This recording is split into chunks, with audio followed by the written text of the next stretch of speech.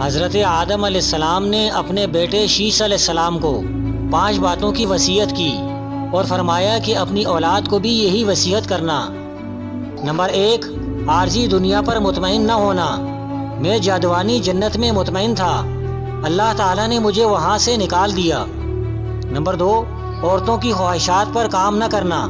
میں نے اپنی بیوی کی خواہش پر شجر ممنوعہ کھا لیا اور شرمندگی اٹھائی۔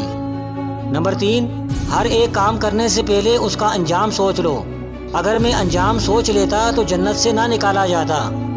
نمبر 4، جس کام میں تمہارا دل مطمئن نہ ہو اس کام کو نہ کرو، کیونکہ جب میں نے شجر ممنوعہ کھایا تو میرا دل مطمئن نہیں تھا، مگر میں اس کے کھانے سے باز نہ رہا۔